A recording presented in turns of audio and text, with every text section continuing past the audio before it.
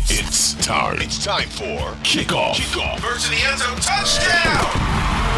With Boomer, Esiason, and Mike Valenti. Oh, we're back. It's a holiday edition, people.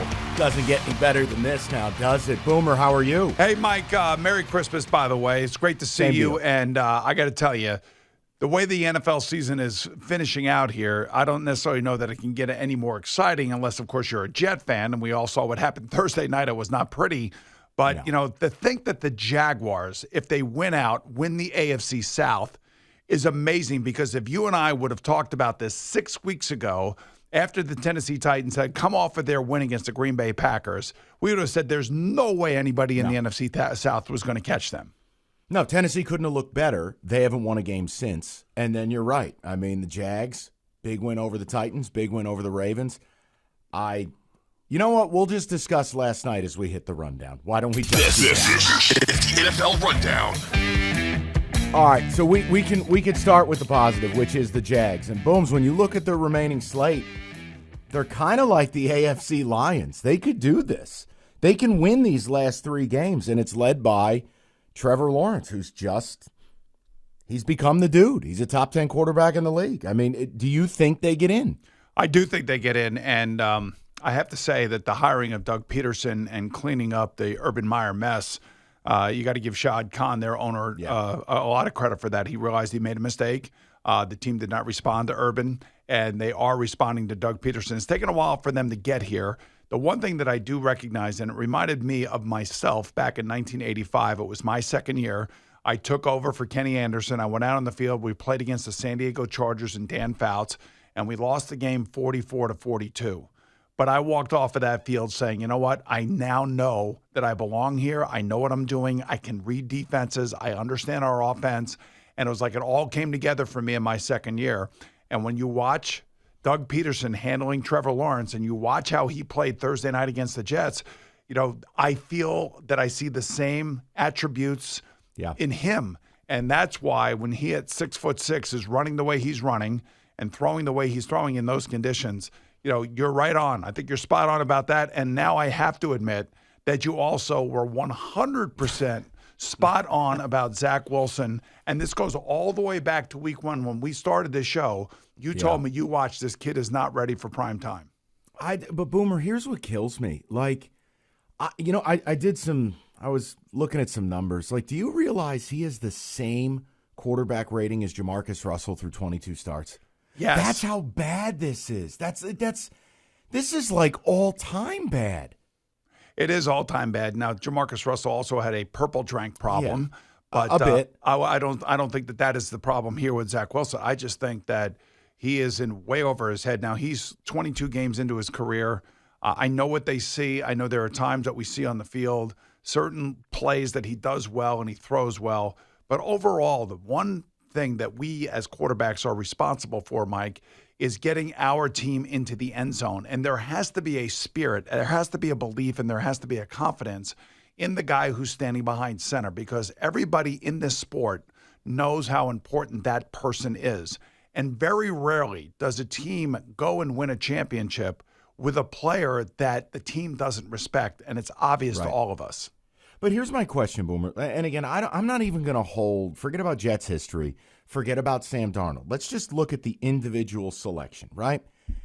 How do you go through the process and miss this badly, where this kid, I mean, we're talking about barely a 50% completion rate. We're talking about the number 2 pick. They passed on Fields, right? They passed. I mean, if they had Mac Jones, they'd be a playoff team. Boomer, how do you miss this bad? Well, it's hard to say, because Joe Douglas, for the most part, is hit on everything else. He is going to have, most likely, the defensive rookie of the year in Sauce Gardner, the offensive rookie of the year in Garrett Wilson. Breece Hall, his running back out of, in the second round, was going to be one of these players that was also going to be there. So I would just say that, for me, it's hard to find the right guy. It's hard to find the right player at that position that high in the draft. And the one thing I will say is that you also had the San Francisco 49ers taking Trey Lance. Yep. So the one thing I will say about both Mac Jones, even though he hasn't played well as of late, and Justin Fields, is that neither one of those guys seem to be too intimidated about playing and what they're doing. No. But these two kids, Trey Lance looked in way over his head, and now Zach Wilson is shown to be the same. So where, I guess for context, it's not salacious. It's just from a context standpoint, Boomer, where is Wilson on an all-time bust list? I mean, I put him with Jamarcus, Ryan Leaf. You want to put Tim Couch in there.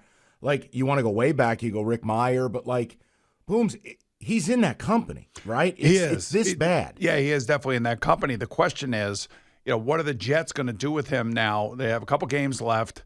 They have 10 days off until they play their next game in Seattle. Do they go with Trevor? Do they go with Mike White if he's healthy? Do they go with Joe Flacco? I don't know how they could put Zach Wilson back out on the field, but they may. They just may because he is the second overall pick. I hope they don't. I hope they don't do it for him, and I hope they don't do it because of the rest of their team. So what's really, really bad about this, Mike, is if they would have had any sort of reasonable quarterback play, they are a playoff team. A playoff team. League average. Yes. They would absolutely be a playoff team. And the roster is good.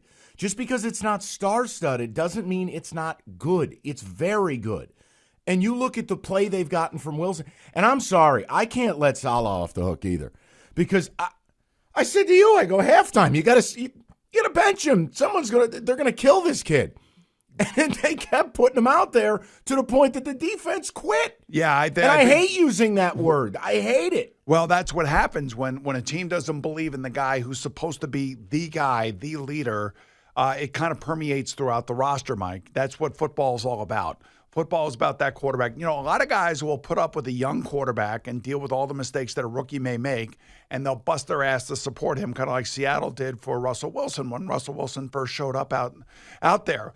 But now, here we are in the second year, and you actually have rookies calling out the second-year quarterback, and that's when you know you got a problem. So, look, I don't want to focus on the negative this holiday weekend.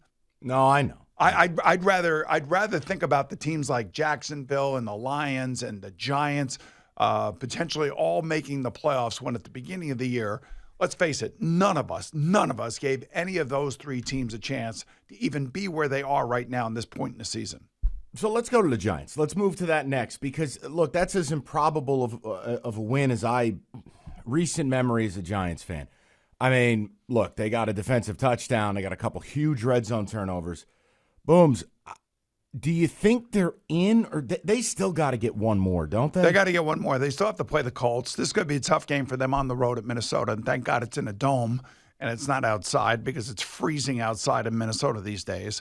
But, this I don't like the matchup from the Giant perspective because, they're playing a quarterback who's going to have, over 4,000 yards passing. He's going to have probably close to 35 touchdown passes.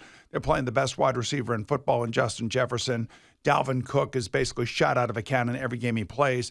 And Christian Darrisaw is one of the best young left tackles in football. So this is not a great matchup for the Giants. And I know their defense played well last week. But that was a better matchup for them. They knew the Washington Commanders because they played them 2 weeks ago. Completely different set of circumstances here, Mike. I'm sorry that your team's going to struggle on the road here in Minneapolis. No. Listen, I that's where Booms. I said they got to get one. Is it the Colts game? Is it a situation if at the end of the year does Philly need the game or not? Do you get a little bit of a break? No, believe me, they're up against it this week. Well, I know that. The thing about Philly is that they're still playing for the number one seed. And now right. Jalen Hurts is not playing against Dallas. That's a bbig thing. We'll get to that a little bit later on.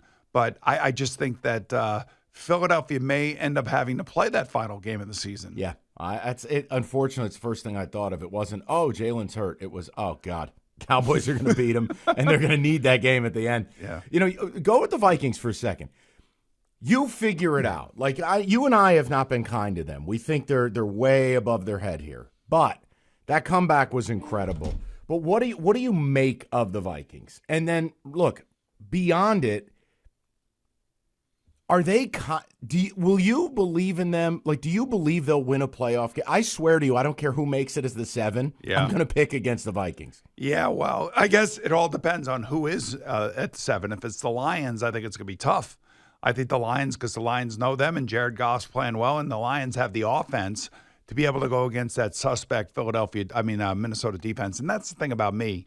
I want to know who has defense. Defense is what wins. Now, of course, these great quarterbacks, add on to a team that has a balance of great defense and great offense. But, that's why I think San Francisco is still the team that is going to be a pain in the ass to play in the playoffs. Oh, God, yeah. Right, because their defense is so good, and Brock Purdy is not turning the ball over. They're not asking him to do a lot, and Kyle Shanahan had a brilliant game plan last week when they go out to Seattle and beat them. So I don't think the Vikings have a great defense. That's the problem that I have. And they've had miracle wins this year. I can't think about a couple of their wins, the win at Buffalo and then the win last week. And the win that happened last week, the reason that the Vikings played the way they did or got behind the way they did was because of interceptions, fumbles, block punts. It really wasn't their defense that gave up the points. But then again, Matt Ryan was just awful in that game and would never throw the ball further than 10 yards down the field. Yeah, all right, you mention it, and then we'll move on because I got a million other things more important than Matt Ryan. Yeah. But, I mean, between the Super Bowl 28-3 and then this, that might just be a sign. Go hit the hammock. Just go to the beach, man. Yeah, I think it's a different time in his career. Different time in his career. Back then he had Julio Jones. They had a great running game with the Atlanta Falcons when they lose the Super Bowl to the Patriots. This, you can see, like, he's very cautious. He's not throwing the ball painful down the field at all. And everybody wants their quarterback to at least test down the field 4, 5, 6, 7 times a game, depending on who your wide receivers are. And Matt just will not do it. And that's why they're turning this team over to Nick Foles now, finally. Yeah, also, by the way, Jeff, Saturday, the fourth quarter hits, and that team goes absolute zombie mode. That's the third time it's happened, so I think we can put that storyline to bed. I was going to ask you about the bomb cyclone because both you and I are dealing with it in cold weather towns. But 7 games this week below freezing, 6 below 10 degrees. You played in something that was Cincinnati's not exactly a tropical climate. I mean, how bad is this when you're a player? It's not too bad. The thing that you worry about is the wind. I played in a game when I was with the Jets against the Buffalo Bills. It was minus 33 to 35 below zero. We played a 1 o'clock Sunday game. We had the heated benches, all the heated Jets on the sideline. And it wasn't that bad, Mike, to tell you the truth, as long as it wasn't windy. And it was a decent game. Both Jim Kelly and I handled the ball relatively well. The guy that didn't handle the game very well for us was our kicker, Kerry Blanchard. He missed 3 field goals. He makes one of them. We're going to the playoffs. Kickers, I hate kickers. Well, I mean, they're the ones that have it the hardest, I think, when you're outside, it's windy and it's cold. So I would just say as long as the wind is not too bad, it's not that bad to play in it. And I think the Miami Dolphins proved that last week. They had a hell of a game against Buffalo. They really did. And Tua played a hell of a game in those elements. So all right, so which is which here? Were you a little concerned that the Bills gave up game control there? Like they had it and then they kind of go into that lull, and also they got gutted on the ground by Miami of all teams. But then go to the other side of it.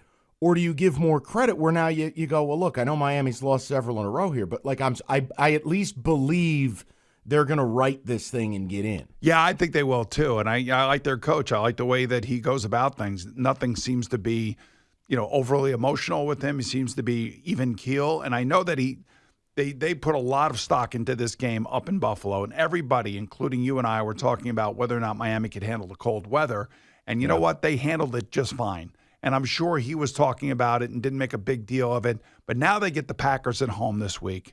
And I think, they spent 2 weeks out in California, got their asses kicked out there, had to go to Buffalo, but now they get it straightened out, I would think, coming home against the Packers, knowing that they're playing to keep their playoff hopes alive. Got to ask you about the Patriots, the finish. Just straight up, is that bar none the worst last play, the worst loss you've ever seen? I was in disbelief watching it. Well, and for a Belichick team, I couldn't believe it. Well, these are players that did this on their own. The coaches didn't tell them to do this. And it all starts with, first of all, calling the play in the first place as opposed to taking a knee and taking it into overtime. Right. So that's where you start. So the coach said, call a play. Matt Patricia called the play. Chandler Jones misses the tackle at the line of scrimmages and laying face down after he misses Ramondre Stevenson.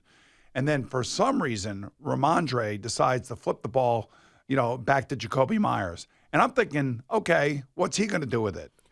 If I'm Mac Jones and I'm the quarterback and I'm standing there And I'm looking at this ball coming at me. I'm like, what the F just happened? What? What are you doing? Why? And now, Why? by this time, Chandler Jones gets up and he stands there and the ball comes right to him.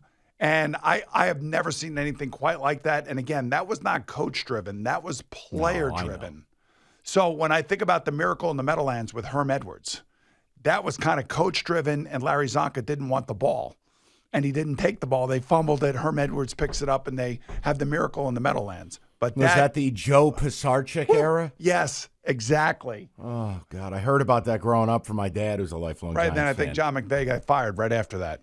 Sounds right. All right, look, we got a lot more to do, and I'm just going to tell you in no uncertain terms, Boomer and I are really good at picking games. I'm just going to go ahead and say it. I don't even care anymore. We're going to do the picks.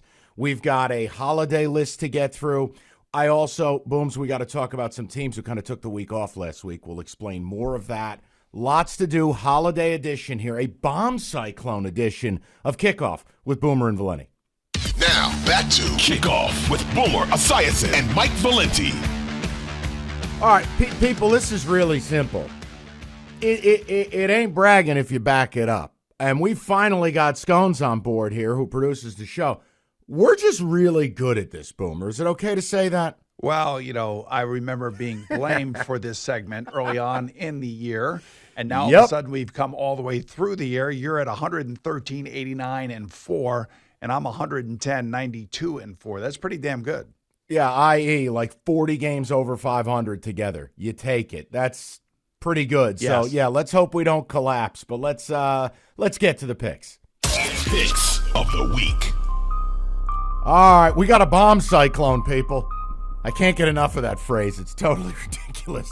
All right, Bills laying 8.5 as they travel to Chicago. Boomer. I got to tell you, Justin Fields is fun to watch, isn't he? It's neighborhood football. Yeah, I know it is. I know it is. Right ways. I know, but still, what this kid is doing right now for the Bears, incredible. It is incredible, and I think he keeps the game close. I'm going to take the Bears and the points. I know the Bills, can handle the outdoor weather. They have their own indestructible quarterback, but for whatever reason, Justin Fields each and every week comes back and forth with these just unbelievable plays. The Bills win the game, but I think they'll keep it within the number of the Bears.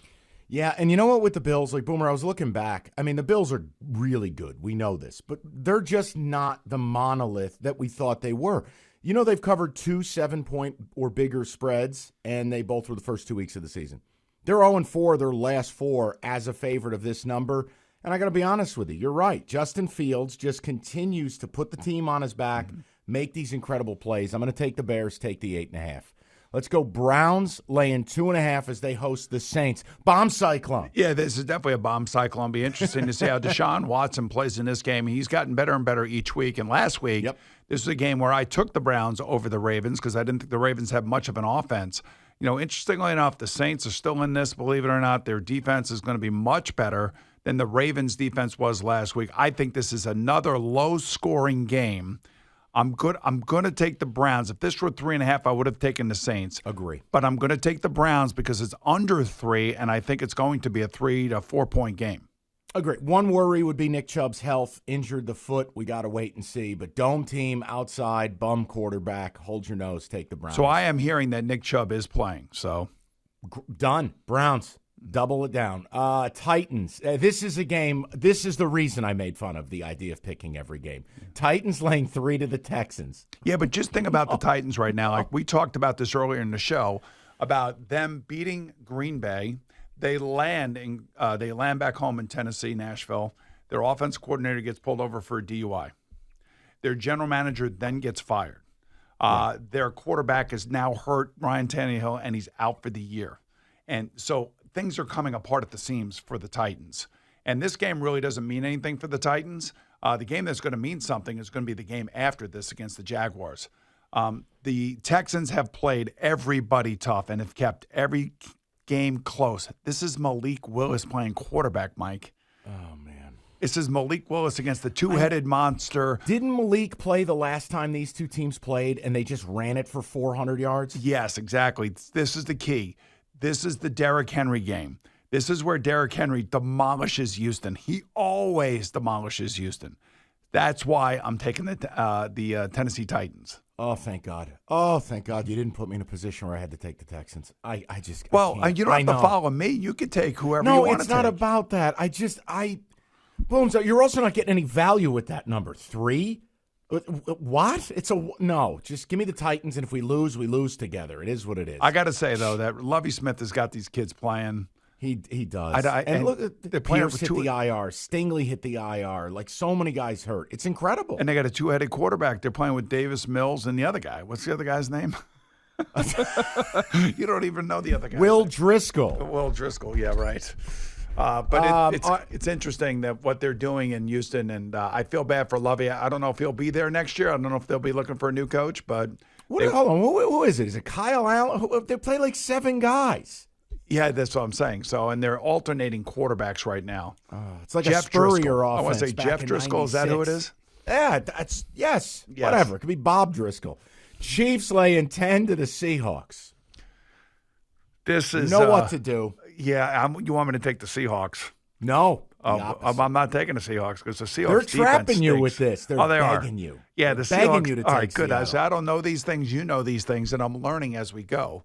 But the Seahawks defense is terrible, and the Geno train has kind of fizzled a little bit here. The Chiefs defense is not great, but I do think Patrick Mahomes, coming off a 36-for-41 game last week against the Texans, put his team on his back when they needed him to do it. I think they blow the Seahawks out this week. I like it. Yeah, I'm with you. I like it as a get-right spot. Plus, this is a Super Bowl team. Their standard is way higher than the product they put out last week against Houston. Come home, reeling opponent. I think they drill Seattle. Bengals laying 3 now. Line is down to 3. Bengals laying 3 at the Patriots. This is the rat line of the week. Yeah, I know you're going to take the Patriots. I love the Bengals, so I don't care. They're playing. They and the 49ers are the 2 hottest teams in football right now. Yeah. Joe Burrow is just playing monster football. The offensive line, running game, wide receivers, everybody is stepping up. You know, they got down 17 points last week. I know you wanted to text me. And I know you wanted to tell me, don't. I told you not to take them, whatever. I forget what you said about the Bengals last week. I said, no, this is erroneous. I said nothing. I felt like you did, but I felt like, you know what, I'm sitting there at the NFL today, and I feel like Mike Valenti wants to text me right now and just tell me I made the wrong pick. I made the right pick last week. Wilson. I made the right pick last week, and I'm going to make the right pick again this week. The Bengals will go in there. Tight game, I think, for sure. Bomb cyclone game. But I do think that they cover the number. You know what's amazing, too, Boomer, and I just popped this in the notes. They're 10-1-1 against the spread. Yeah. I mean, look, they're to me, they're the team people are sleeping on a little bit. I know Buffalo and Kansas City's everyone's dream. I still think Cincinnati's got a lot to say about who's this. sleeping on this? I think a lot of people not named Boomer. Yeah, Look, I mean, the Bengals already you beat the identified Chiefs. it early. I know, but nationally, Boomer, you know this. People view them as 3 of 3. I think they're still the team that's able to go to Arrowhead and do it, able to go to Buffalo and do it. I think they're going to beat the Bills next week. Right. So if they beat the Bills next week, there's a good chance that they could have the number 1 seed. I'm on board. You don't have to tell me. I just got to find a Lou Adaromo headset. I'm ready to go. I wouldn't say a good chance. I'd say an outside chance of getting the number 1 seed. But the fact that they're leading the AFC North right now, as Baltimore has imploded over the last 6 to 8 weeks, and their passing offense is just brutal. Just lets me know just how balanced this team is. And that's what I'm telling you. Balance. Balance is what wins. In honor of the Rudolph Christmas special, Claymation edition, Island of Misfit Toys, I'll be the lone wolf on the Pats. I'll be the cowboy who rides an ostrich. Okay. Lions laying 2.5 to the Panthers. Oh, boy. I'm taking the Lions, man. 2.5. Just going with it. Again, if it were 3.5, maybe I would take the home team here, but it is Sam Darnold after all. They don't put up a lot of points. You've been telling me about the Lions now for 6 weeks. There's something going on here. There's something going on here. You talk about a team that is surging at the right time, healthy at the right time. It's this team, so I'll take the Lions. Yeah, I'm with you. I'm scared to do it, but I'm with you. And you know what, too? Outside of last week where it just was a bad week for the Panthers, Steve Wilks has done a really nice job. Like, I know we just talked about Lovey. Wilks has done an incredible job in an impossible situation. But it has not been extraordinary. You're right. They haven't gone undefeated. Which means that David Tepper is going to be looking for a new head coach. Yeah, no question. Ravens laying 7 hosting the Falcons. Bomb cyclone game. Is Lamar playing? No. So you got Desmond Ridder, who I told you was going to have a brutal game last week against the Saints. I know. They still ran for 240. Yeah, they did. The Artie Party running scheme. The Artie Party running scheme. I don't think they'll do that here, but this 7.5 is a lot of points to be given, especially for a Ravens team that usually does not do well. I'm going to take the Ravens. And the reason I'm going to take the Ravens, it's outside. And I think that, you know what? They're hearing all the whispers about whether or not they're a good team. Believe me, I just heard a guy down in Baltimore give a whole synopsis on the passing game of the Ravens and how awful it is. No matter who's playing quarterback, Lamar or Huntley, it doesn't matter. No, it's horrible. And he was spot on. He's a former NFL scout. Bobby DePaul is his name. And it was unbelievable how accurate it was. And even saying that, I think the Ravens – offense, defense, turnovers, that type of thing wins them this game and covers this number. All right, I'm going to take the points. Obviously, I think the Ravens win, but if you can line up and run the ball, it mitigates a little bit of the whole, soft dome team thing. They run it. Niners laying 7 against the Commanders. Oh, hey. Yes. This is the week Chase Young plays. Yes, he is going to play finally. I didn't want to say his name. I was going to let you say it.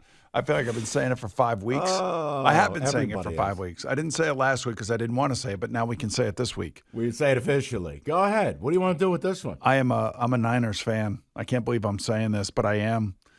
Their defense will be all over Taylor Heineke, and if they're all over Taylor Heineke and he has a bad first half, maybe Carson Wentz comes in the second half and throws some interceptions.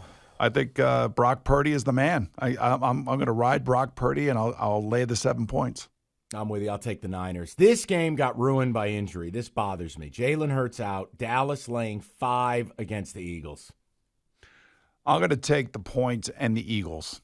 I don't like Minshew. Yeah, good. Yeah, Gardner Minshew is right. I think the Dallas Cowboys are probably going to win this game, but I just think that the Eagles. Now, the interesting thing about this game, guys, think about this, is the fact that Micah Parsons a couple weeks ago on the Von Miller podcast was questioning whether or not is it Jalen Hurts or the team around him.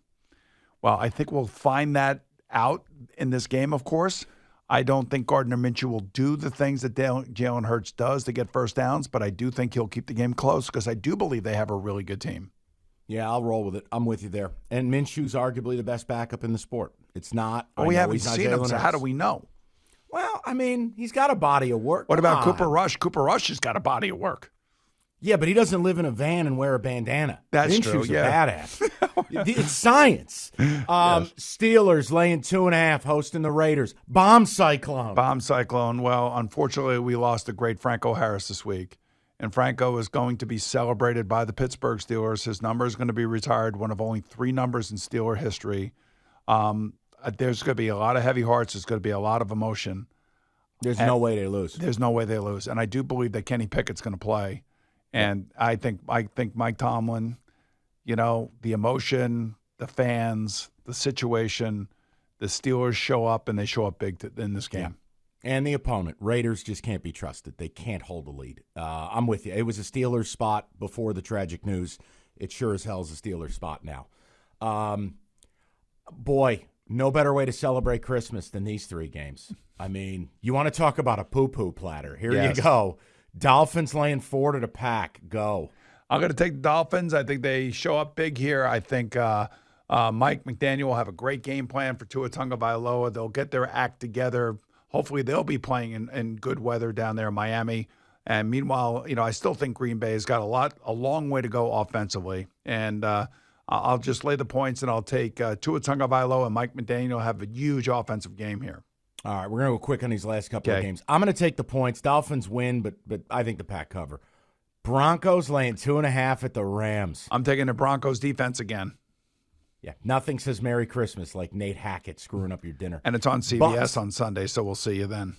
I can't wait. Yes. Bucks laying 7.5 at what's left of the Cards. Trace McSorley, Boomer. Yeah, I'm taking the Bucks. I'll lay the points. Trace McSorley. The Bucks are obviously still fighting for their playoff lives, and I think that they win out and they win the NFC South.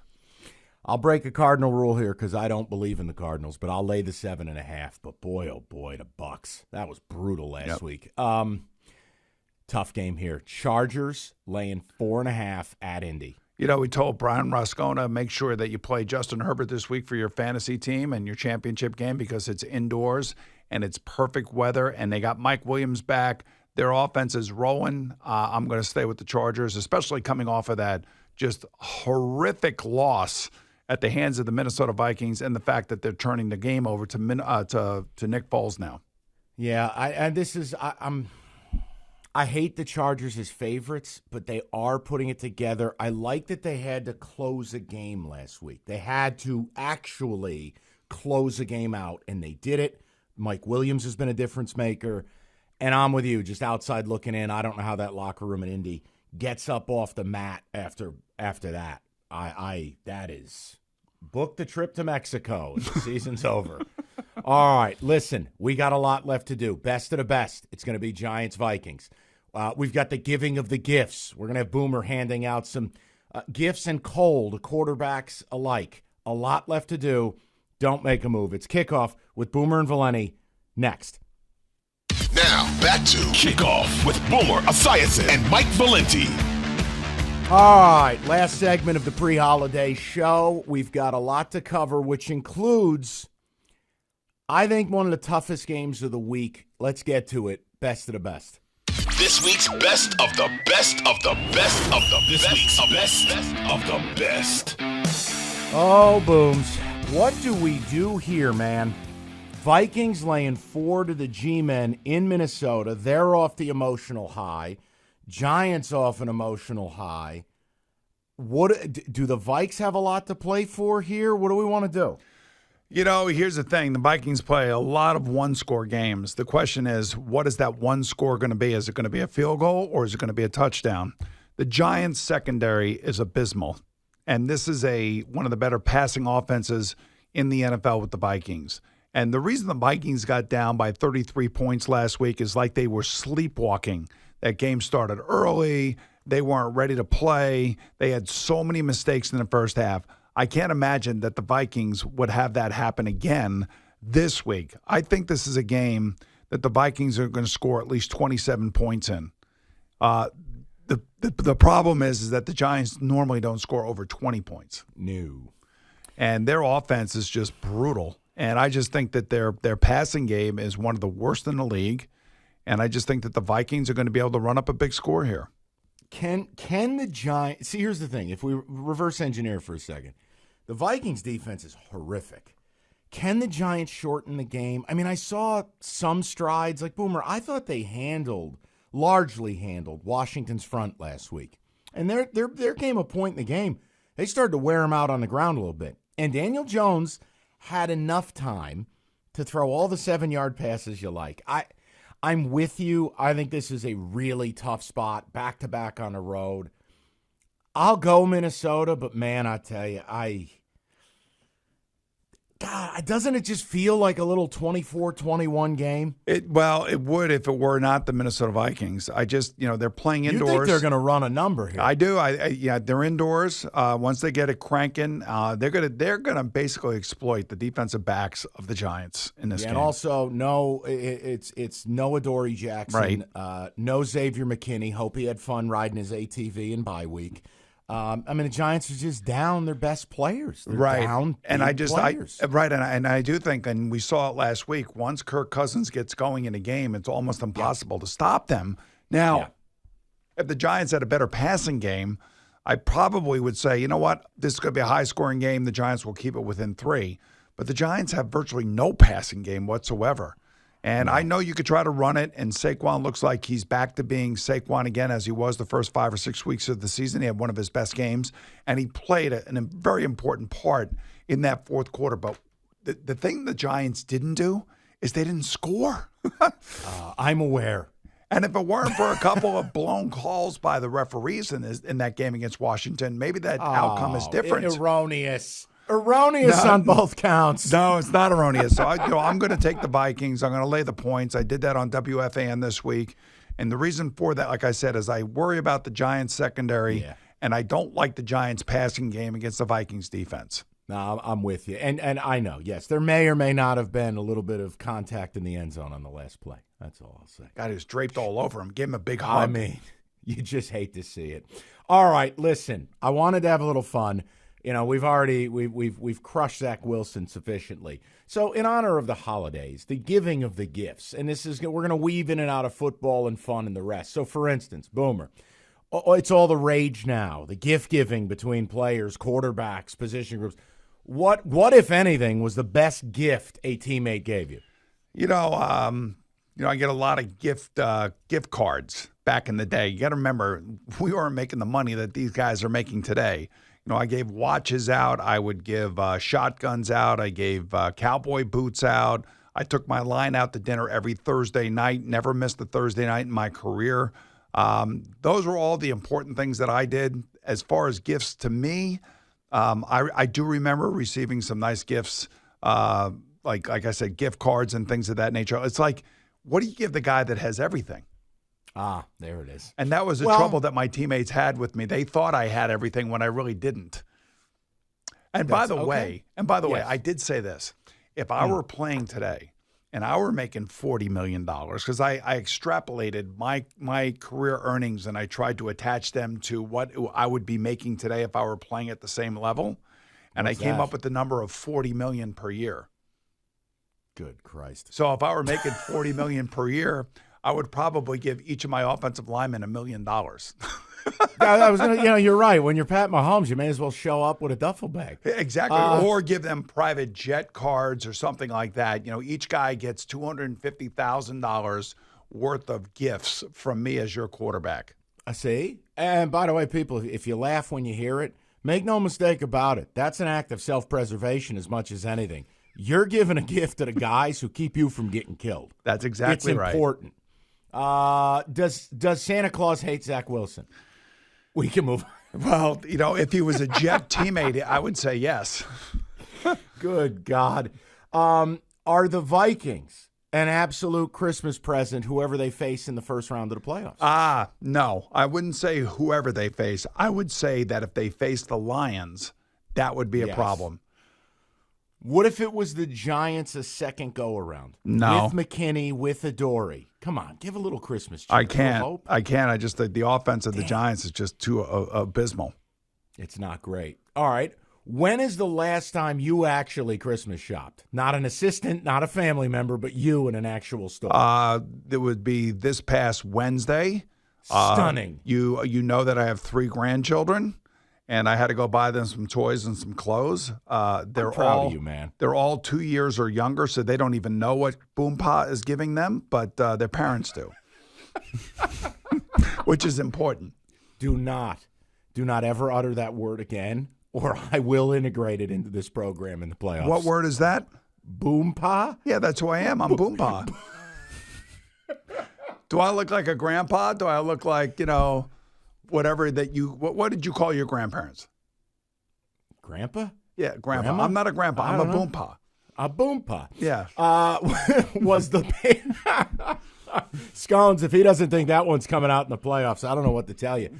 What was the last Patriots play? The ending of that game. Was that the biggest gift you've seen in league history? It was a huge gift. I played in a game against the 49ers in 1987. It was week 2. We were up 6 points with 54 seconds to go. We had the ball. They had all 3 timeouts. They ran all 3 timeouts on 4th down. Instead of taking a safety or punting it away, with 6 or 8 seconds left to go in the game, Sam Weiss decided to run a play.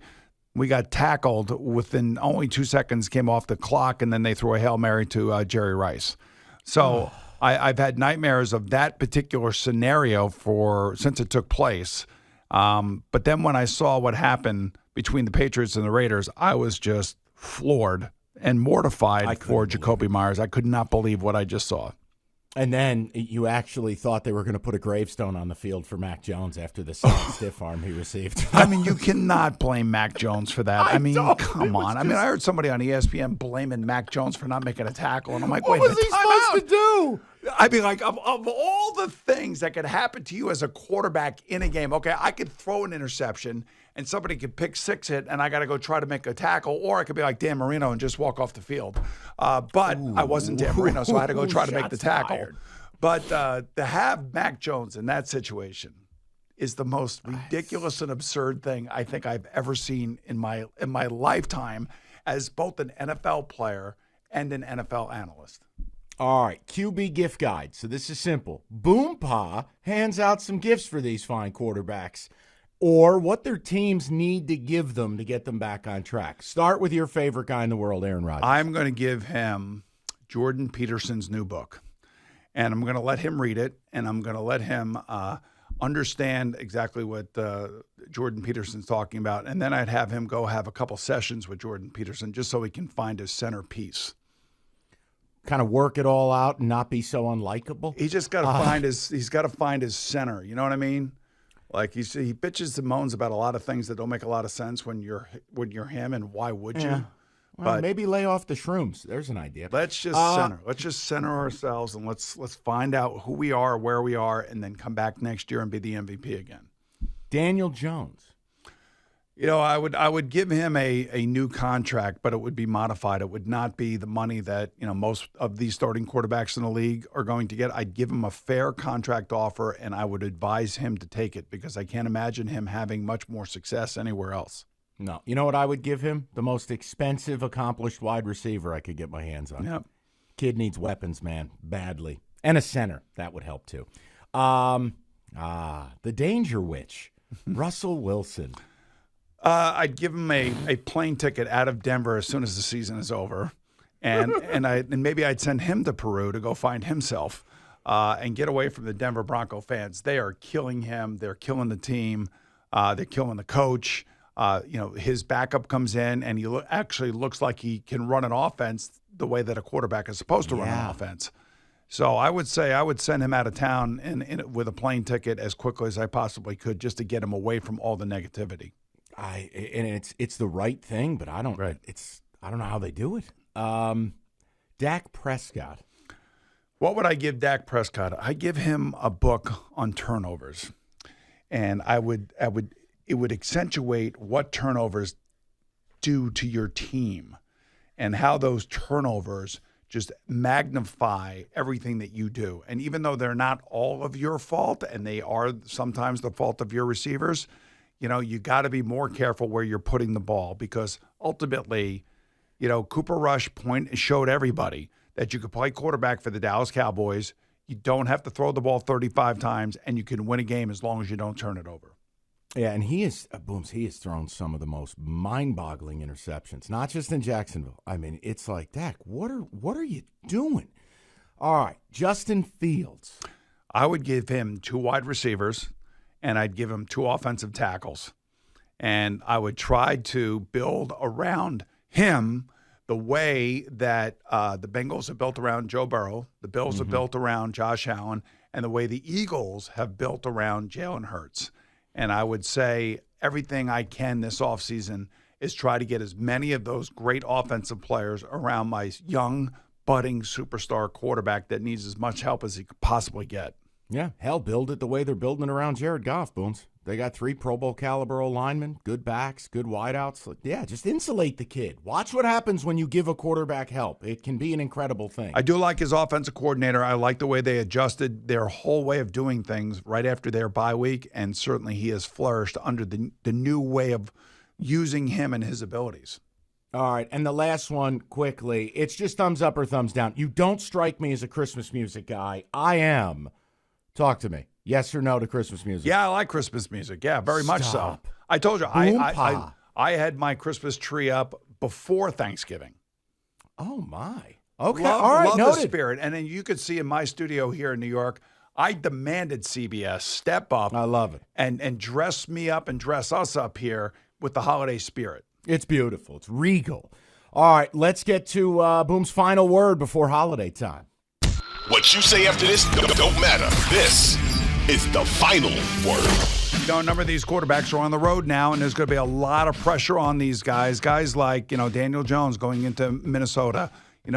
I think that the Giants have made their decision to keep him here, Mike, long term. But, boy, I'll tell you what, winning a game like this in Minnesota and kind of cementing their way into the playoffs, I think that would do a lot for his career without question. Dak Prescott, he's playing against Philadelphia. Jalen Hurts is not in this game. Think of the pressure that is on his shoulders to go out there and perform and not turn the ball over against this defense. Tons. And then, of course, Malik Willis. He's got to try to save the Tennessee Titans season. He hasn't been very good, and I would say that there's a huge amount of pressure on him going against Houston this week.